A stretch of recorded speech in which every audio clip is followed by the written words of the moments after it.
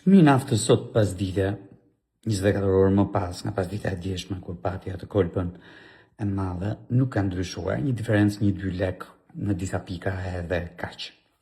Lajmi i ditës sot është që Agjencia Ndërkombëtare e Energjisë ka vendosur që të hedhë në treg një sasi enorme, më e madhe në histori, prej 400 milion fuqish, për të përballuar krizën, për të ndikuar në çmime, për të rikthyer qëndrueshmërinë, madje dhe ulje.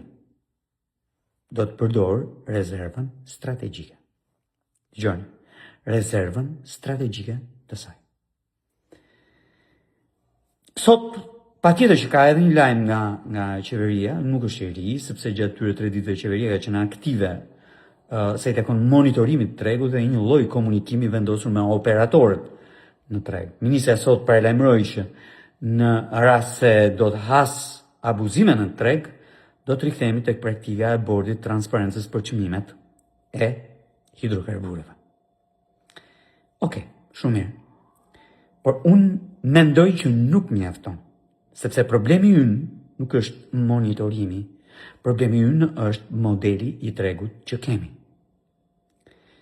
Kompanitë detyrohen që të kenë rezerva strategjike, dhe askush nuk po flet për to. Kompanitë është fakt, i kanë depozitat plot, dhe askush nuk referon se sa është gjendja e naftës në depozita dhe kur është krijuar kjo depozit, me çfarë çmimesh është blerë kjo naftë. Ndërkohë që në krahun tjetër modeli i tregut që ne kemi sot është disfavorizues për të blerë naftë me çmim të mirë, nga jashtë deri këtu brenda.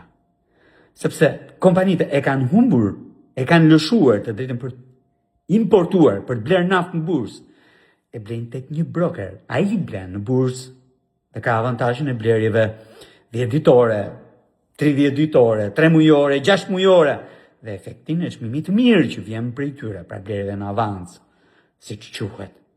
Ndërkohë kompanitë depozitojnë naftën e brokerit në depozitat e tyre, po pa çmim. Çmimi i blerjes dhe çmimi i shitjes del në momentin që kompanitë nxjerrin nga depozitat e tyre naftën që duhet të çojnë në pompë, duke humbur çdo lloj avantazhi. Madje edhe avantazhin e logjikës FIFO, pra sasia hyrë më parë dele para, me çmimin me të cilin është depozituar apo bler kohë përpara. Jo me këtë tanishëm. Thënë këtë, duhet shëmbur ky model tregu. Ky është problemi.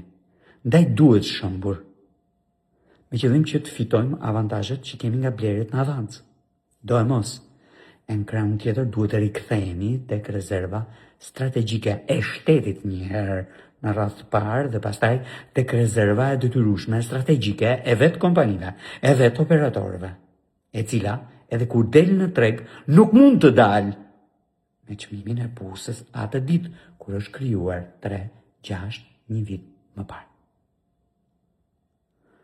Duhet ta shëmbim këtë model tregu me qëllim që largojmë tutje këtë kapitalizmin ku i vetmi që fiton është operatori dhe asnjëherë qytetari.